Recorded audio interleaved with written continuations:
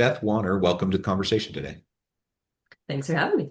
It is a pleasure to be with you. You're joining us from Saskatchewan. I'm south of Salt Lake City in Utah. Today, we're going to be talking about temporary leave. The catch line to Mother Cover is temporary leave without permanent setbacks. I love that. You're going to tell us all about Mother Cover and what you do, but generally speaking, we're going to talk about temporary leave and why that's so important and how organizations can go about doing that and doing that more effectively. As we get started, I wanted to share Beth Warner's bio with everybody. Beth is the founder and CEO of Mother Cover, an agency providing interim and fractional coverage that helps companies across the US and Canada maintain momentum while supporting employees through parental and caregiver leave. A former tech executive, she launched Mother Cover after her own experience of being terminated at 8 months pregnant, exposed critical gaps in how workplaces support parents. She has become a vocal advocate for women and parents in the workplace, focused on changing how leave is handled operationally, not just in policy. And I love that. And I love the focus at the end there, not just operationally, but in policy, or not just in policy, but operationally. Obviously, very, very important that it's both policy and operational, right? You need That both. Yeah. that both are supportive of each other. Like it's great to have the operational piece, but it has to be supported in policy. And obviously, it's great to have the policy piece. It has to be backed up operationally. The two have to be supportive of each other. And I will say on the outset, I'm very pleased to see how far things have come in terms of parental leave over the last decade. Like, I think we're light years ahead of where it was. For example, in the US, you're in Canada, and things are different in Canada, but like in the US, for example, I mean, the idea of parental leave more broadly beyond paternity leave or beyond maternity leave was not even part of the conversation, a decade ago. And now paternity leave is much, much more common. I have six children, and my youngest is now 12, my oldest is 22. And so, like, all of that, all of my children happened before there was ever a whiff of having the option of paternity leave. Now, I'm a professor, and so luckily I am in a profession that has a lot of autonomy and flexibility. And so essentially I was able to craft my own paternity leave just by nature of my occupation and my job. And I was able to kind of arrange it myself.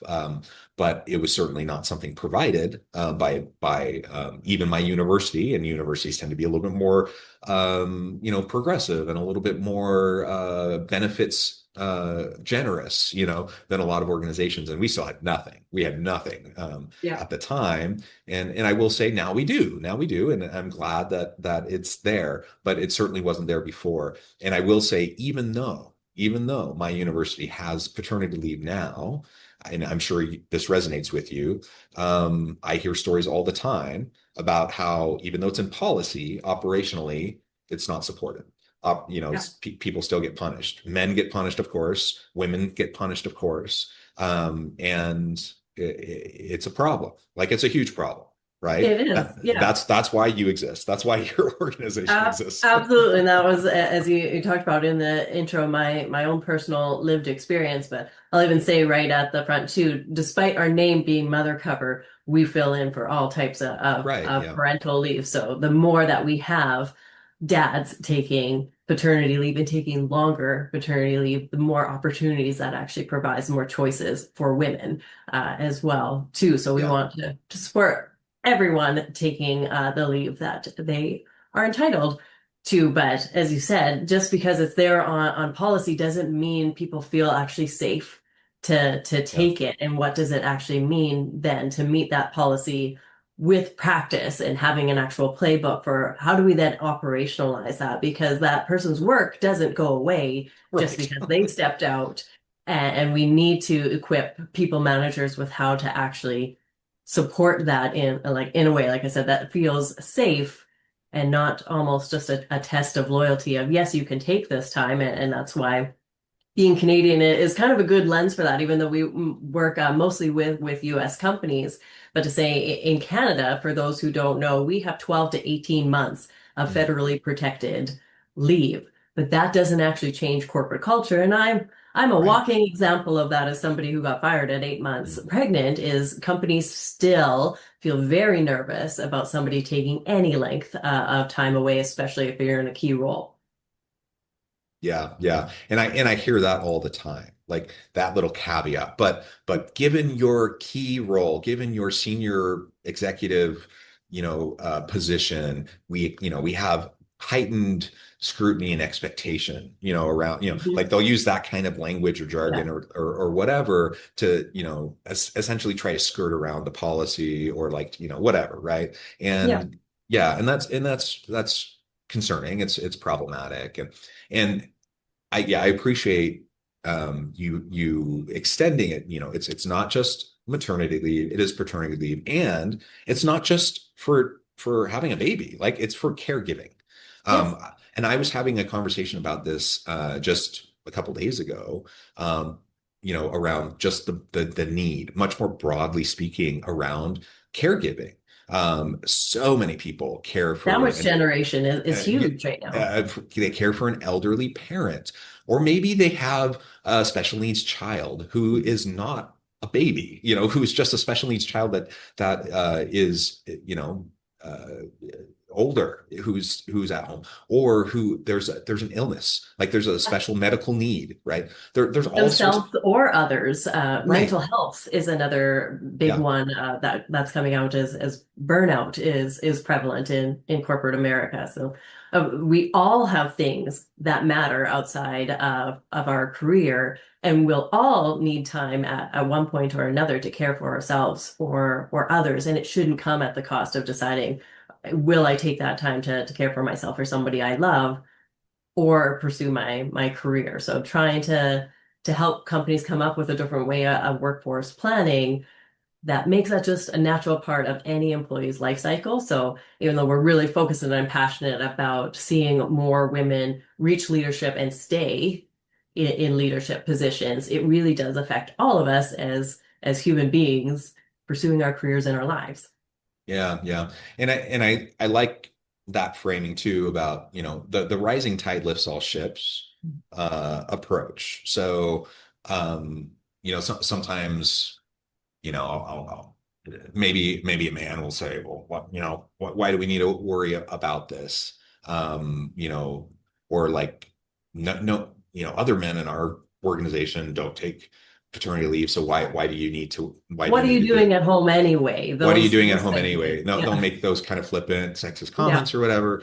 And maybe you don't choose to take it. Okay, whatever, right? That's your choice. But regardless of your own particular decisions, your own life choices, whatever, the fact that you in this moment, feel like it's necessary for you or not, the reality is you may very well need it in the future. Maybe you're going to care for an elderly parent in the future and you don't see that at the moment.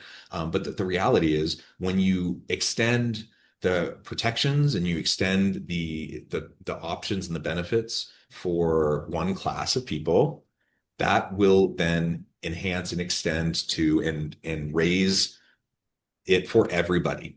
Like, Mhm. and that's sometimes hard for certain folks to see if they're not in that particular that group that is needing that protection. Sometimes they see it's hard for them to grapple with that, right? But Yeah. it really is a broader kind of right. It does help everyone. It truly does, and the rising tide lifts all ships. Approach. I think sometimes I don't know, maybe it'll help them to see it a little bit. Yeah, if nothing else, certainly there's the compliance piece, but I hope we can get past compliance to a point where we can see the business case of it. Of course, it's good for business, but it's also like I think it's a moral imperative. Like Yeah. it's an ethical decision that we need to make as organizations to look out for our people, right? Yeah, we talk a lot about the values of we want more growing families in North America, and it's not going to be solved by baby bonuses. It's how we are actually supporting the infrastructure that makes it possible for parents to grow their families, but also pursue careers because it's what they want to do. But also we just live in an economic climate that makes it a necessity for a lot of families to be dual income earners. So we've kind of built that and we now need to support it. Yeah, yeah. And you've talked a little bit about kind of what led you to build Mother Cover, your own personal experience. Unfortunately, that's terrible that you had to experience that. And unfortunately, that's not a unique experience. Like so many Mhm. women have had that experience. It's terrible. It kind of is mind-blowing to me how someone could sit across the table from someone who's 8 months pregnant and have the gall to do that. Yeah, Like that honestly, was my feeling for sure. like, oh my gosh, I just can't even imagine that. But it happens and it happens every day. Mhm. And it's not just something that happened 30, 40 years ago, or even 20 years ago, or even a decade ago. It still happens every day today. Yep. And so, on the one hand, I can kind of empathize with organizations. Like I get it. It's hard. Like when someone goes on leave, you still got to get the work done. You still got to cover their position. I get it. That's hard. But it's not like they're caught completely blindly. Like they knew for a long time, that like there's going to need to be some coverage for you, Yeah. right? Even Um, if it was surprising for that person or and that yeah, person's going on leave, people are having babies all the time. This is right. going to happen. If it hasn't happened in your organization already, it will, and it will again. So Yeah. having a proactive plan for it just is, like I said, It's makes the good business sense. It's the more, yes, we want you to lead morally, but it's the right thing to do. But for operating a good business, you need to think about these things. it's the reality. Like you Yeah. you always need coverage for a Yeah. variety of reasons, whether it's maternity leave or someone just gets hit by a bus on the way to work, right?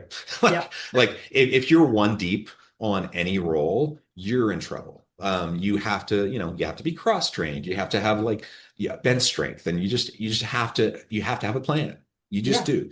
And anyways, but I'm And it speaking to matters more than ever. Companies are yeah, leaner now than they've ever been, where companies previously maybe had a little bit of redundancy or cushion. That's going away every day, it seems, yeah. for a lot of companies. But as you were saying about having empathy for the business, that is, from my experience, kind of the weird way where my brain went as well. Yeah. So as much as I was upset about what happened to me on a personal side of it, what led to the idea of Mother Cover was when I was up at night now rocking a newborn, my wheels were spinning about why this is still seen as such a disruption to companies because I had shared my story publicly and heard from hundreds of other women and men of what they had experienced when they entered a parenthood. And I put back on my hat as a former executive and even on my own teams when somebody would come and share that they're pregnant. Hopefully, you're saying congratulations, but in the back of your mind, you're immediately going, oh no, what does this mean for who's going to cover? Or this is extra work on my plate because now I've got to figure out what's happening. Or maybe you're just finally in a good spot with your team and you've got it humming the way that you want it. And now this is a disruption. And the thought is, I'm not going to be able to solve for the extreme cases of discrimination, but for those, because I don't believe most companies have ill intent. They don't wake up thinking, I don't want any parents or women or anything in my company, and I don't believe that anything should interrupt work.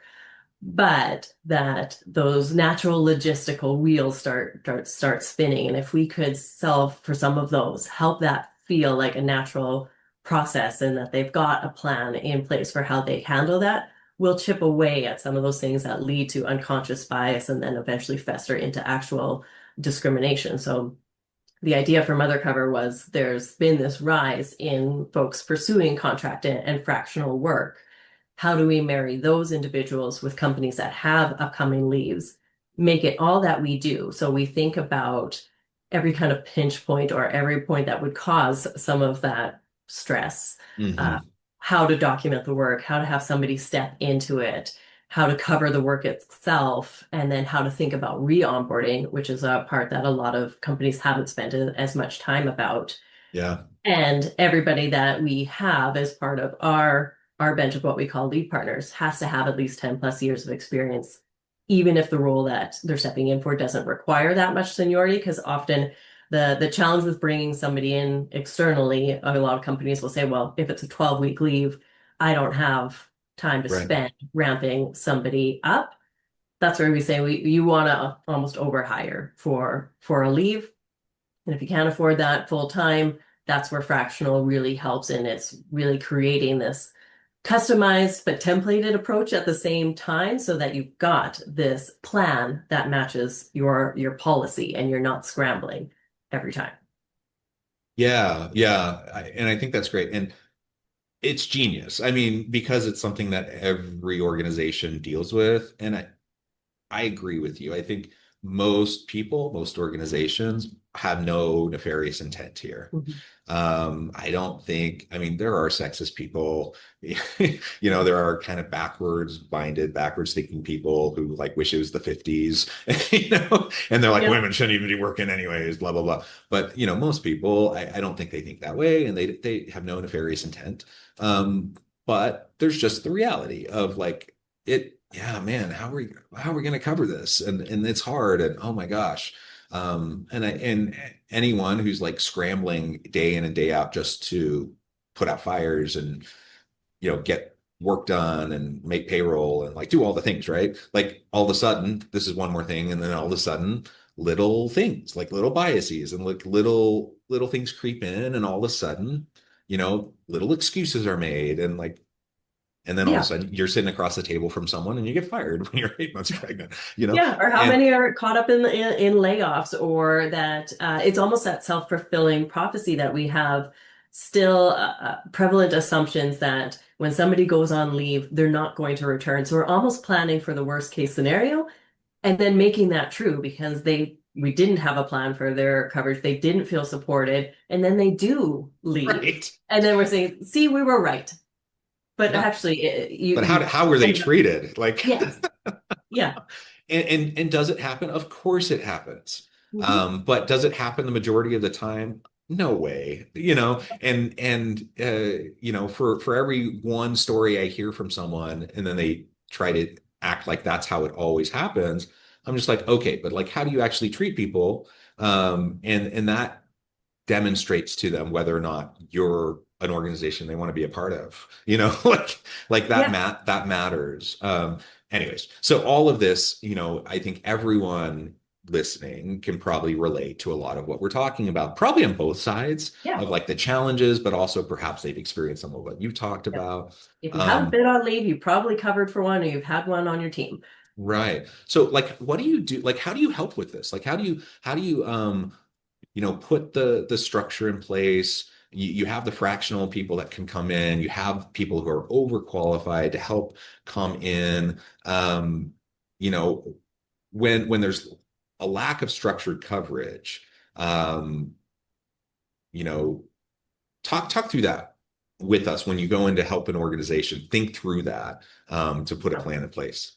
Yeah, so we cover for basically any type of kind of knowledge worker role. So marketing, HR, finance, operations, everything from a senior individual contributor up to the C-suite. So when we are approached by a company, we meet with them to understand kind of the specifics of the role that they need covered. Because not every role needs a backfill. Not every role needs a full-time replacement, and that's where fractional is helpful too. But we help them think Right. through that. So again, it doesn't feel like this has to be a blanket approach to this is how we handle every single leave, but it can be this customized, here's what we actually need. So we talk through the specifics of the role, what they need as a must-have in somebody that would step into that role. We talk about the onboarding period, which we typically require at least 2 weeks of overlap with the person going on leave, but the longer, the better. We have templates and structure of how we document that work for somebody to be able to confidently step into it. And then the leave coverage itself, like we talked about, can be full-time, but it can be fractional, and more often than not, it is fractional. We talk about what are the key projects or things that are on that person's plate that you need somebody to step in and take. What could be dispersed amongst the team if that's an opportunity? Because sometimes it can create good stretch opportunities for members Yeah, of the yeah. team, but it has to be in a way that's thoughtful for them and not just piled on top of their existing work. And then you're going to burn them out and stress them out. And maybe that's an up and comer in your team that now won't be because they floundered under those circumstances. So how do we create the right structure that way? And then are there things that could get paused during that leave? So we think through all of the different ways that we could resource and structure it. And sometimes that comes down to budget as well too. So if companies haven't proactively thought about what does leave coverage look like, that's where that could play a factor in it as well too. And then we help them think about the re-onboarding period. So similar to the transition out, we want to think about how do we successfully bring that person back. So best practice is your person returning can slowly ramp up while our lead partner is slowly ramping down, and there's crossover and handover there. But even if it's cut and dry of they're done and or we're done and they're coming back, Hmm.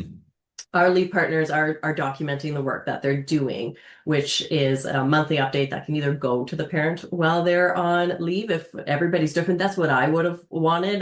Maybe the way that my uh, anxiety would have manifested on leave is I want to know what's going on without being pulled into the work. But everybody's different. If you want to completely unplug, that's great. Two, we still write those updates. We just hold on to them. And that becomes what forms your welcome back brief when you return. So you're getting breadcrumbs of context rather than having to read through 1,000 different emails or really just see where a project or goals landed. You're getting to see the kind of the decisions that went into those. So those are all the things that we hear from parents feel really overwhelming when they're returning, is that they're expected to just pick up exactly where they left off. And sometimes if work was just dispersed amongst the team, even if the most supportive team members are feeling some resentment, things might be messy, and now they're having to kind of clean up from their leave. And that's where you see the turnover happen is either then they're almost docked for performance in that way. Hmm. Or they're just like, it's easier to start somewhere fresh than to dig myself out from the experience that my leave created. And that's where we get that self-fulfilling prophecy. And most people just assume they've decided to become stay-at-home parents, which is only there's about a third of parents who leave their roles within 18 months of leaving of taking leave, but only about 4% of those become stay-at-home parents. Most of them are going to your competitors or another company where they feel like it's, like I said, better to start fresh. So we want to help companies avoid that by thinking through all these things. So we've now seen the opposite, where we've had parents return back to work and say that not only did they feel valued, but they felt like the work that they did is valued, and that they'll move mountains for their company because they recognize how Absolutely. rare it is to feel that level of support. And I think that's just really underestimated. Of gratefulness almost seems like a weird way to say it, but they are just so grateful that they were supported at a critical moment in their life, and they want to pay that forward. Yeah, yeah. I love that. I love the return piece, the reorientation piece. And the statistic you shared about like people who leave within the first 18 months, like let's put that into perspective. Let's remember 18 months is a long time. And let's think about what your turnover rate is within your organization, anyways, within an 18-month time period, Yeah. regardless of whether someone goes on leave or not. Like, it's not that different, probably for most organizations. Like, organizations have a lot of turnover, anyways. Yeah. And so, I mean, let's be honest. Like, how you're treating people during one of the most important periods of their life is going to speak volumes to them as to whether or not they think you are worth their time and energy. Like, have you invested in them at all? Do you care about them as a person? And if you have not made this an important part of them and like made the transition like a reasonable experience, like why would they want to like dedicate an important part of their life and their career to you and your organization? Like, why would they? I Mhm. wouldn't. Like, why would No. anyone? Why would anyone? Like, why would Uh, you? yeah, I've talked to parents whose kids are 20 years old already, and they can recall how they felt like it was yesterday when they weren't supported. So if I could get across anything of just it is not just a small blip in time. It's not just about that job that they may have had at that time. It really imprints on them how they were supported, like I said, in a critical moment in their life, and they carry that forward. So you can either be a part of that negative imprint or this positive imprint, and they're going to be talking about that in 20 years from now in a positive Yes. of way. And yeah, it's just it's little things too. It's not rocket science. It's opening up channels of communication. It's thinking thoughtfully about what they are going through and how best to support the work that they're going to be doing when they return, because you do come back a different person. But as you talk about that, it really is more about like your ambitions have shifted, not in the way again that we think negatively of they're not committed and they're not as ambitious as they are, but their tolerance for BS has gone down low. And what they, any time away that they're spending from their family has to be worth it. So when they don't feel supported with that, it automatically has this lens of like, why am I spending time away from my family for this when I wasn't supported, when I needed it? So really having the flip side of that again is where those families just feel so much loyalty and dedication to those companies, and we need more of that. Yeah, exactly. And the flip side, the positive experience, oh my gosh, those people are going to run through walls and take bullets for you. Like they're going to Yeah. be committed and loyal. They will remember. Like that's more than any bonus or pay Hmm. raise will ever like impact them. Because that's where it matters. Like their family experience and like your I mean, like you said, small things go a really long way. But on the flip, like on the other side, small negative things, they will remember. Yeah. And like I told you, I had no expectation of parental leave when I was having children because it didn't exist. And I was fortunate. I had, the opportunity, the autonomy, the flexibility to kind of craft my own kind of ability to you know, co-parent and be there and plan to have kids over the summer when I wasn't teaching and stuff like that, right? Because I'm a professor, and that's a privilege that I had that like 99% of professionals don't have, right? Who aren't professors.